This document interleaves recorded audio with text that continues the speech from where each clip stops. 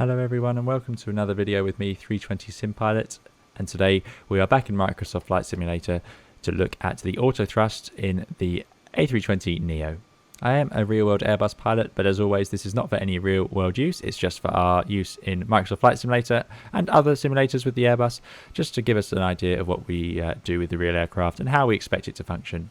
And throughout we're going to look at some of the ways the system differs from real life and how we can handle it. I've had a lot of questions on my channel about the Autothrust system in the Airbus. We've had a lot of questions about landing with it, and today we're going to cover that, as well as takeoffs and using it in flight, which is the first thing we will start with. So let's get started. Here we are in the flight deck, having taken off out of Genoa, and I am in managed speed at flight level 90 in alt capture, so that's what my aircraft is doing. So let's focus in on the Autothrust. It's important to understand your FMAs with the Autothrust, and we have two places to look generally for that. In the left is what sort of either speed or vertical mode it's using in terms of whether it's in thrust climb or thrust idle, and speed is generally what you'll see here. And on takeoff, which we'll see later, it will give us the takeoff thrust rating. Over here we have Autopilot 1 engaged, 1 FD2, which is talking about the flight directors, and in the bottom in white, Autothrusts. Because it's in white, it is an active mode, and in the real aircraft, Autopilot 1 would also be in white. It's blue on takeoff until it turns white, which you'll see later in the video, which tells us it's now active. So I'm currently in Autothrust active speed mode. I can also see on my FCU, which is this panel up here, leave that in managed. I can see up here with Autothrust with the green line telling me it's engaged. So as long as that's in green, and then I bring the thrust levers into one of the Autothrust positions, then it should stay engaged. And I can check that on the PFD. So at the moment it says speed mode, which is a really simple mode. It's going to fly this speed. And it's going to do that because I've set it to climb, which is what it will ask me to do on takeoff. And that's where you would expect it to stay for most of the flight in an Airbus, with this little notch aligned with the climb gate. And you can feel it in the aircraft. It makes a clunk as the thrust levers reach it, so they want to sit there. So there they are. Now I can select my speed, which I show in my Autopilot Basics video. So I'm going to select it to make it turn blue. And now if I set it to, for example, 270 knots, the Autothrust is in speed mode, and it will go to it's gone to 275, let's say. And now it will increase thrust, as we can see up here, and then reduce again to maintain that. We can see up here it says CL. That's because that's the maximum thrust it will allow, the climb thrust.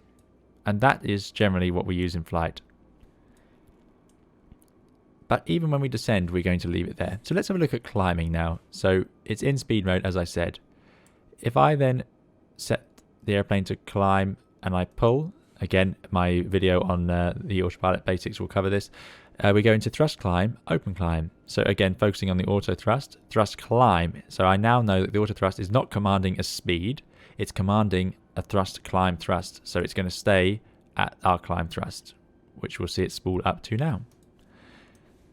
Therefore, our altitude mode has changed from alt to open climb, and that tells me that it's going to climb based on this speed. So the auto thrust now is just commanding thrust climb. If we were to move the thrust levers now, which we wouldn't ever do in real life, but if I just bring them back, what I'm doing is reducing the amount of thrust the Autothrust can use. And it complains, and the real aircraft will actually give you some cautions and advise you to put the thrust levers back into the climb gate, because now I'm limiting its Autothrust range. So let's put them back. Climb. So that's the difference in the Airbus.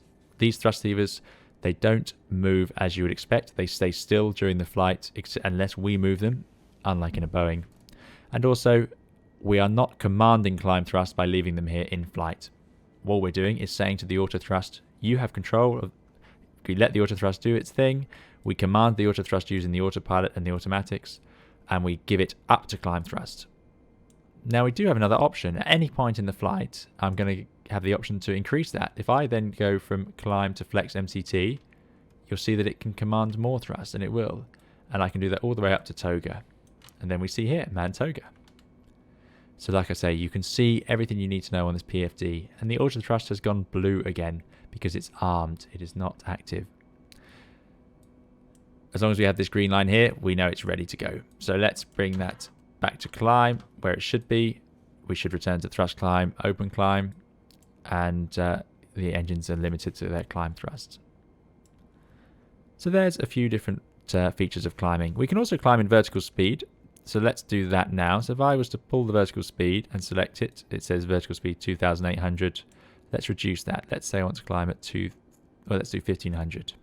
So the airplane won't need all of that climb thrust now because I'm not asking it to climb as fast as I was. So it should go into speed mode, and it has, because it's reducing the thrust to maintain this speed. Sadly, this FMA is incorrect. It stays at thrust climb, but we know it's not commanding thrust climb. So that's a bug in the aircraft at the moment. That should say speed right now. Usually, if you have vertical speed showing, the autothrust will be in speed mode. So let's level off and then have a look at some descents. As you can see now, it's gone into outstar, and finally it's shown us speed mode, which is correct. So what about descending? Well, it's very much the same principle. I can leave them in climb, and then if I want to say descend to 140, let's set that down to 140. If I pull, it goes speed des, but I would expect it to say thrust idle and open des, because now I'm asking for an idle descent, an open descent. So let's see if it does manage to change. There's open descent, and it should command thrust idle.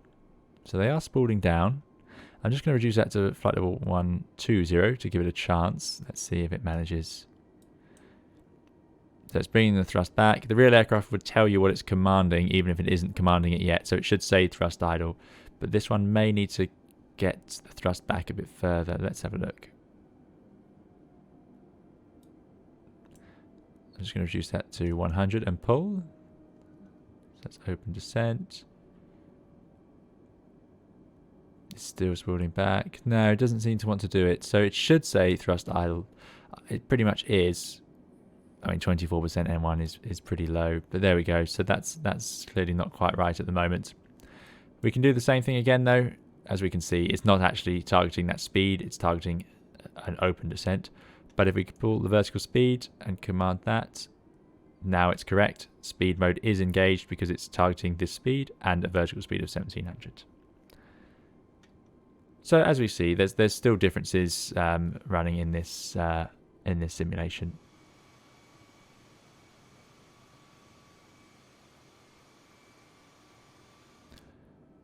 So here we are back in alt mode.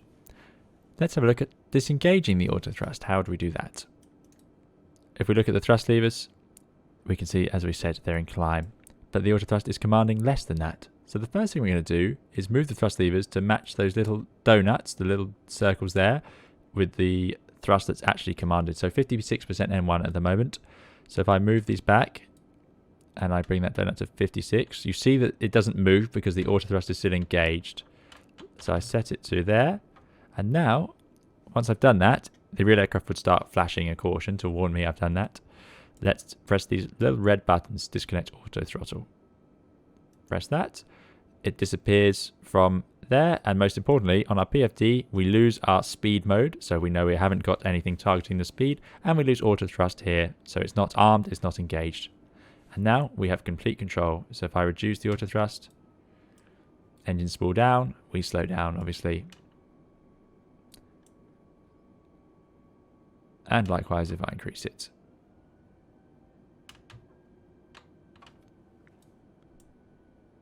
So, how do we re-engage it from here? Well, that's quite simple.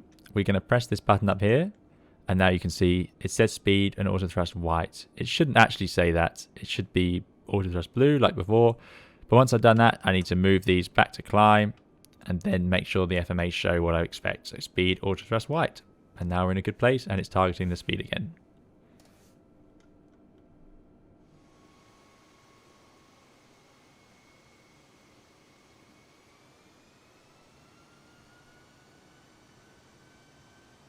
So here we are, ready for takeoff now in Genoa, runway 28. If we look at the thrust levers, they are obviously currently set to 0, which is idle on the ground. Then we have our auto thrust range, the climb gate, then we have flex MCT, and finally toga. For takeoff, we are going to initially set them to 50%, and then once they are stabilized, we can spool them up to a bit more. So where do we put them? Well, we either put them into Flex MCT or Toga. Flex MCT is what we use if we have decided that we have enough performance that we can actually lower the takeoff thrust of the engines, and we do that by inputting a number into here. I've shown you how to set up the MCDU page in another video, so if you need help with that, I will link the tutorial now. But essentially, if we're taking off flaps 1 and we enter in a higher temperature than it actually is, so 55 degrees in this case, then the engines will use a bit less thrust, because when the air is hotter, they will assume that it's less dense, so they will put in less fuel and make less noise, and it will make the engines last a bit longer. It uses less wear, obviously, on the engines, so that's why we do that, and that's how most takeoffs are done. The temperature ranges up to about flex of 69 at sea level, but it does change depending on all sorts of conditions. So airlines will have a performance calculator, and they will calculate this. There are some available online that you can use to come up with these numbers. If you're not sure, you can leave it blank. So if I clear that, it won't let me in this one. But if you leave it blank, doesn't matter. You can just go to Toga on takeoff. Toga is the maximum thrust.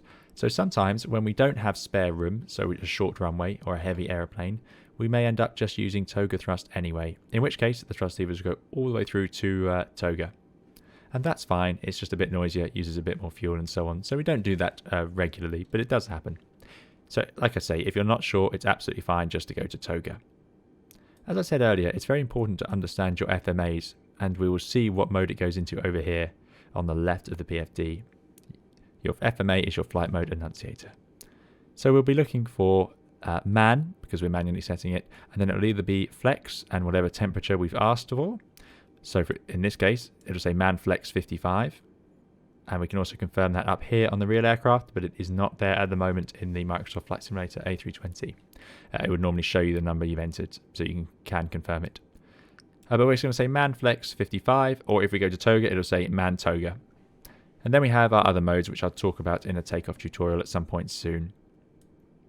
Okay, next thing to look at in here, we've got thrust reduction, acceleration altitude in the bottom left. And this is all, by the way, on the performance page, if I didn't say.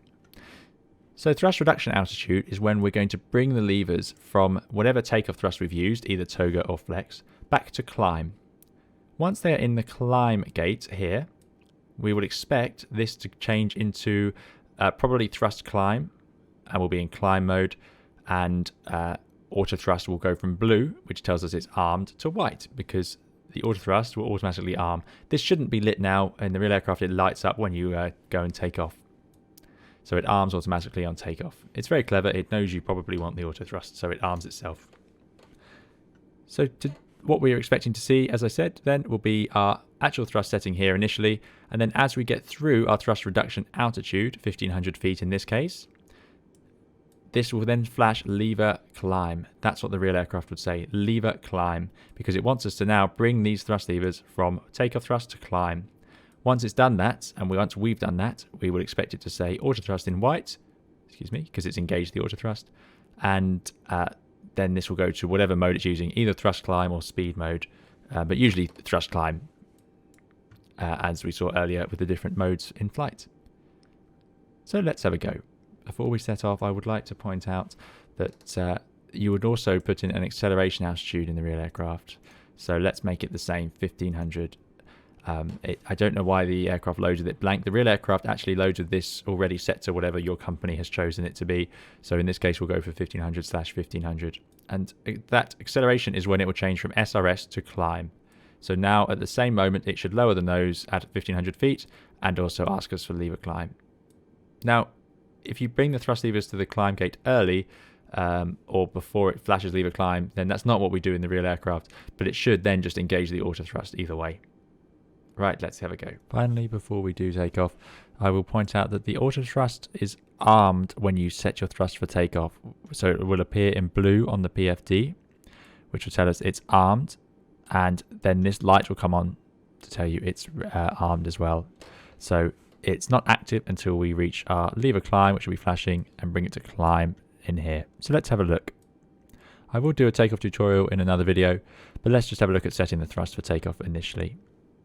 So I'm going to make sure my parking brake is released and hold it on the toe brakes like that. Then I'm going to bring the thrust levers up to about the H, But you can see it on here. Set the donuts to the 50%. Half side stick forwards. Let's just get a decent view going here so we can see out. Okay, then releasing the brakes, and now setting those thrust levers through climb, and then another click to flex MCT. It's a bit tricky to do sometimes in Flight Simulator at the moment, but there we go. Here's our FMAs then. Man flex 55, which is what we wanted. Flexible thrust. SRS and runway active. Autothrust now has appeared in blue, and the light has appeared up here, which shows it's working. But up to 100 knots then, we're going to bring that side stick to neutral. Now just looking out, keeping ourselves straight on the runway. V1, and rotate. Rotating 3 degrees a second. Get the nose up. And then once we're climbing away, positive climb, gear up. Pitching to somewhere around 15 degrees most likely. And unfortunately, the default Airbus does this where it immediately goes into MCT and climb. So I don't want that yet. So I'm going to go to toga, man toga, and it shouldn't be in climb yet. I'm going to follow those flight directors. I'm not going to pitch through 20 degrees because that's a bit unrealistic. And the flight directors seem to stay with you wherever you are. So if you keep pitching up, it'll keep pitching up and it goes too high. Right, there we go. So it's saying leave a climb. So now I can bring them back one click to the climb gate and lower the nose because obviously we're getting slow there. Because it said that as we went through 1500 feet. And now it's in thrust climb, which is what we would expect. So let me engage the autopilot. And there we go, nav. And as you can see, I brought them back one click to climb. So now the autothrust is engaged. We've got autothrust in white here, and it's in thrust climb mode. So they should stay at climb thrust and try to climb to 5,000 feet following this speed target. Now, it should accelerate as well, but it doesn't. So what I can do is if I pull selected speed, which I have a video explaining how to do, and go to 220 knots, it should lower the nose. Now we're above S speed, we can retract the flaps. So I'm going to bring them from 1 plus F to 0.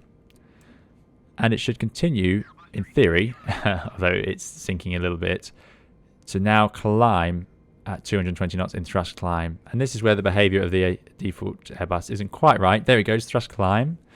So I'm leaving them in that climb gate. And what I'm expecting it to do is climb me up. Let's brighten that PFD so we can still see it. Climb me up to 5,000 feet. We've gotten close to 5,000 feet. So now it's gone into outstar as it levels off, which is great. And now instead of thrust climb, where it just decides, oh dear, air traffic is really going on, isn't it? There we go. So now it should stay in outstar and speed mode, and it will stay at 220 knots because now we're back into speed mode. So it just becomes like we had it earlier, looking at the normal mode. So that's how you would take off. So essentially, you're commanding takeoff thrust at the start by putting it into either toga or flex MCT. And I don't think the flex function works very well at the moment, so I'm probably just going to use toga normally. Then when you get through your thrust reduction altitude in here, you're going to bring it to climb, which allows the autothrust to engage and go into either thrust climb or speed mode or whatever you need. But it's important to know which it is. So now I'm in speed mode, I know it's going to target 220. So hopefully that's been useful. So now let's talk about the landing. As you've probably guessed, we need to bring them to idle before we land, because if we leave them in the climb gate, the autothrust will stay in speed mode and then the engines will accelerate, which is a common question I have from people who are new to the Airbus. So if you watch my landing tutorial video, I explain this in that video specifically, but I would show it again here just to make it very clear that we are going to flare, which is when we raise the nose a little bit to reduce our rate of descent for the landing. Around 30 feet we do that. We then close the thrust levers after we've done that. So typically, shortly after 30 feet, we close the thrust levers. You can leave them on a bit longer if you want the thrust to stay there, but we have to have them at idle by touchdown. Once we set the thrust levers to idle, we have effectively commanded idle thrust and the autothrust will not re-engage. If you don't close the thrust levers, what will happen is you will touch down and then the engines will start to spool up again, or they will spool to wherever the thrust levers are set. If you land with them still in the climb gate, what you'll end up with is them accelerating in the flare. So they will try and accelerate the aircraft to keep it at your V approach. So you must close them by touchdown. If you land with it still in the climb gate and you touch down, then you will get yourself into a lot of problems quickly and you will have to go around. So let's have a look at that.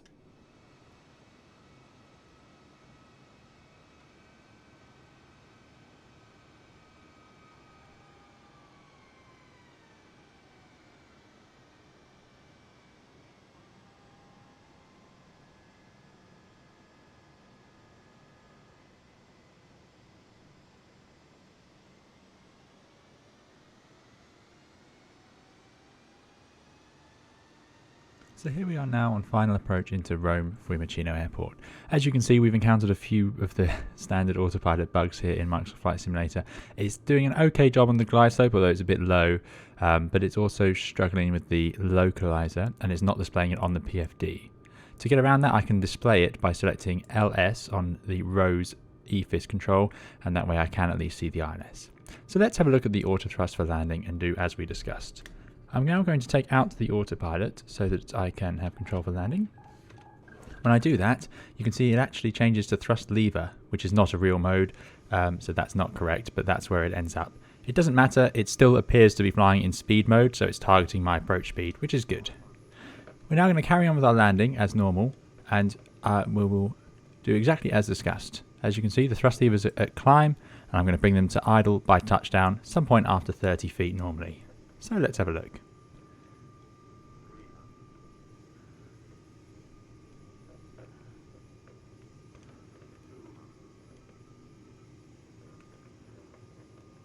Sync rate's a bit high there, correcting the nose up, entering the flare, thrust levers to idle at 20 feet, hold the nose, and then let it settle. There's touchdown. Now I'll press F2 to get reverse green, and let it decelerate with the auto brakes.